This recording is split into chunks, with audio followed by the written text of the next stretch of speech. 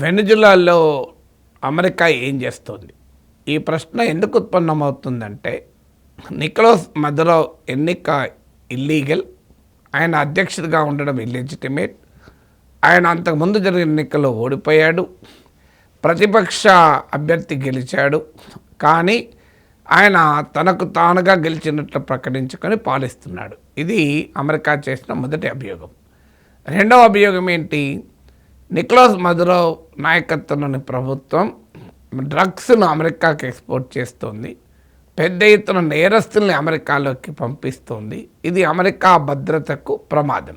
ఇది రెండవది. మూడవది, నికోలస్ మదురో ప్రభుత్వం అపోజిషన్ సైలెంట్ చేస్తోంది, నిరంకుశంగా పాలిస్తోంది అక్కడి ప్రజలని. ఈ మూడు ఆరోపణలు చేస్తూ మదురో ప్రభుత్వాన్ని అష్టదిగ్బంధం పెట్టి చివరకు నికోలస్ మదురోను కిడ్నాప్ చేసి అమెరికా జైల్లో పెట్టారు. కానీ ఇప్పుడు ఏం జరిగింది? ఎవరు ప్రెసిడెంట్గా ఉన్నాడు? ప్రతిపక్ష ప్రెసిడెంట్గా లేదు. అందరూ అనుకున్నారు. అందరికన్నా ముందు మెరియా కొరినా మచాడో అనుకున్నారు. ఆమెకు నోబెల్ బహుమతి వచ్చింది. ఆఖరికి ఆ నోబెల్ బహుమతి తీసుకువెళ్ళి ట్రంప్కు ఇచ్చేసింది కూడా. ట్రంప్ ఆనందపడి ఆమెను ప్రెసిడెంట్ చేస్తాడు అని అనుకున్నది. కానీ ట్రంప్ చాలా గ్రేట్ లేడీ, చాలా గొప్ప పని చేసింది, నేను 8 యుద్ధాలు ఆపాను కనుక నాకు నోబెల్ ప్రైజ్ ఇచ్చేసి వెళ్ళిపోయింది అన్నాడు. కానీ అటు వెళ్ళడంతోనే ఇటు ట్రంప్ ప్రెస్ సెక్రటరీ ఓ స్టేట్మెంట్ ఇచ్చాడు. ట్రంప్ గోల్డ్ మెడల్ ఇవ్వడానికి మంచి జెస్చర్ మరియా కొరినా మచాడో, కానీ మరియా కొరినా మచాడో పట్ల అమెరికన్ ప్రెసిడెంట్ అంచనాలో మార్పు లేదు అని ప్రకటించారు. ఏంటో అంచనా? అంతకు ముందే ట్రంప్ ప్రకటించాడు, మరియా కొరినా మచాడో మంచి లేడీ, కానీ ఆమెకు ప్రజల్లో బలం లేదు అని. సో ఇప్పుడు ఆమెను ప్రెసిడెంట్ చేయాలి. ఎవరు ప్రెసిడెంట్గా ఉన్నారు? నికోలస్ మదురో ప్రెసిడెంట్గా ఉన్నప్పుడు వైస్ ప్రెసిడెంట్గా ఉన్న డెల్సీ రోడ్రిగ్స్, అంటే మదురోను కిడ్నాప్ చేశారు తప్ప మదురో ప్రభుత్వం యావత్తు అలాగే కొనసాగుతుంది. కానీ ట్రంప్ ఏం చెప్పాడు? అసలు ఈ ప్రభుత్వమే నిరంకుశ ప్రభుత్వం, ఈ ప్రభుత్వం ఇల్లెజిటిమేట్ ప్రభుత్వం అన్నాడు. ఎక్కడ మరి ఇప్పుడు ఆ ఇల్లెజిటిమేట్ ప్రభుత్వంతోనే రాయబారాలు నడుపుతున్నాడు ట్రంప్. ఇక పోనీయండి, ట్రంప్ చెప్పినట్లు మరి వెనుజులా వింటోంది కనుక ట్రంప్ అంగీకరిస్తున్నాడా అంటే, వెనుజులా వైస్ ప్రెసిడెంట్గా పనిచేసి ఇప్పుడు ప్రెసిడెంట్గా ఉన్న డెల్సీ రోడ్రిగ్స్ చెప్పేసింది, వెనుజులాను అమెరికా రూల్ చేస్తే అంగీకరించే ప్రసక్తే లేదు, వెనుజులా తనను తానుగానే పాలించుకుంటుంది అని చెప్పాడు. సో ఎవరికైనా అనుమానం వస్తుంది, ఎందుకంటే మదురోను కిడ్నాప్ చేసి మదురో ప్రభుత్వాన్ని తొలగించకుండా అదే ప్రభుత్వంతో అమెరికా ఎందుకు వ్యవహారం నడుపుతుంది? దీనికి కారణం ఏంటి? అఫ్కోర్స్ కాస్త డెల్సీ రోడ్రిగ్స్ ప్రభుత్వం కూడా కొంత కాంప్రమైజ్ అయిన మాట నిజం. ట్రంప్ ఆదేశాల మేరకు, ట్రంప్ కోరిక మేరకు పొలిటికల్ ప్రిజనర్స్ను విడుదల చేశారు. ఆయిల్ ట్రేడ్లో కూడా అమెరికన్ డిమాండ్స్ను అంగీకరించారు. ఎందుకంటే లేకపోతే ఆ ప్రభుత్వం కాదు, దేశమే క్యాప్చర్ అయిపోతుంది కనుక కాస్త నెగోషియేషన్. వాస్తవంగా మదురోవే ఈ ప్రతిపాదన అంతకు ముందే పెట్టాడు, మేము అమెరికాతో చర్చలకు సిద్ధం, మా ఆయిల్ ఇండస్ట్రీలో అమెరికన్ కంపెనీల పార్టిసిపేషన్ కూడా అంగీకరిస్తాను అని కూడా చెప్పాడు. అయినా కూడా మదురోను కిడ్నాప్ చేశారు. సో మదురో ఏం ఆఫర్ చేశాడో ఇప్పుడు ఆయన వైస్ ప్రెసిడెంట్గా ఉన్న డెల్సీ రోడ్రిగ్స్ కూడా అదే ఆఫర్ చేస్తున్నారు. మదురో ఆఫర్ చేస్తున్నాం రిజెక్ట్ చేసి జైల్లో పెట్టారు. ఇప్పుడు అదే ప్రభుత్వాన్నితో వ్యవహారం నడుపుతున్నారు. ఏంటి అసలు కారణం? అసలు కారణం అక్కడ డెమోక్రసీ కాదు, ఏది కాదు.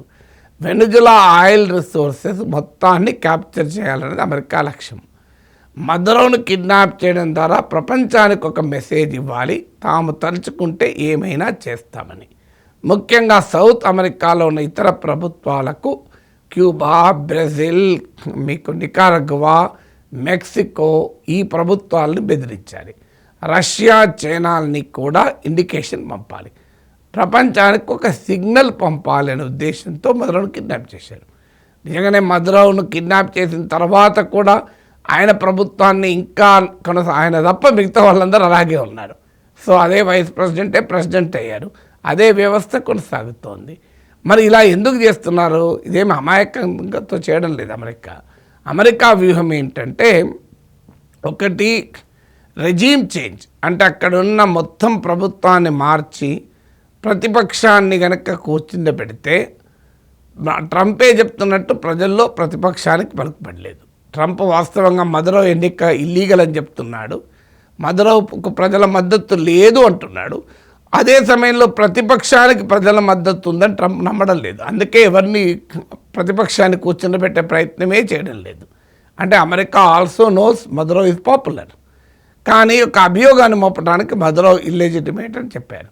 ఇప్పుడు ప్రతిపక్షాన్ని తమకు అనుకూలమైన ప్రతిపక్షం మరియా కొరీనా మచాడో అయితే మొత్తం వెనెజులా సంపద మొత్తాన్ని అమెరికా చేతిలో పెడతానని ప్రామిస్ చేసింది. అయినా కూడా ట్రంప్ ఆమెకు అధికారాన్ని ఇవ్వడానికి ప్రయత్నం కూడా చేయడం లేదు.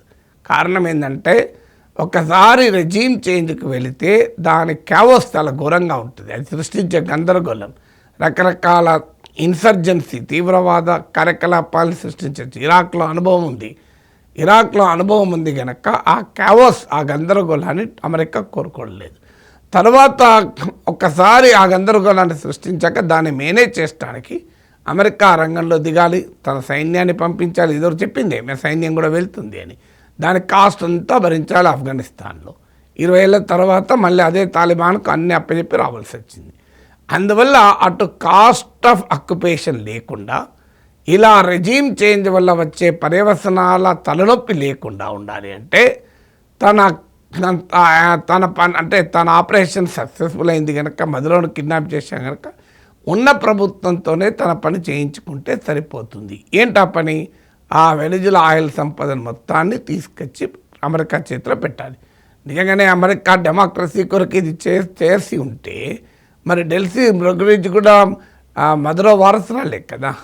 ఆయన పార్టీకి చెందిన ఆమె. అదే మదురో ప్రెసిడెంట్గా ఉన్నప్పుడు వైస్ ప్రెసిడెంట్. మరి డెమోక్రసీ కొరకైతే ఆమెను ఎలా ఉండిస్తున్నారు? నిజంగానే ఆమె అన్పాపులర్ అనుకోవాలి రెజీమ్. ఆ అన్పాపులర్ రెజీమ్ని ఎందుకు కొనసాగిస్తున్నారు అంటే లాజిక్ క్లియర్గా అర్థమవుతుంది. తనకు కాస్ట్ లేకుండా, తనకు తలనొప్పి లేకుండా వెనిజులా ఆయిల్ సంపద మొత్తాన్ని కొల్లగొట్టాలని చూస్తున్నారు. ఇది ఎంతకాలం నడుస్తుంది? డెల్సీ రొడ్రిగ్జ్ ఇప్పటికే చెప్పారు, ఎనఫ్ ఆఫ్ అమెరికన్ ఆర్డర్స్ అని చెప్పేసింది. ఎందుకు కొంత కాంప్రమైజ్ అయ్యి కాస్త బయింగ్ పీస్ అంటారే. సో మదురో కిడ్నాప్ తర్వాత కాస్త 2 అడుగులు వెనక్కు తగ్గిన మాట నిజం. కానీ డెల్సీ రొడ్రిగ్జ్ ఒక బియాండ్ అ పాయింట్ కాంప్రమైజ్ కాలేదు.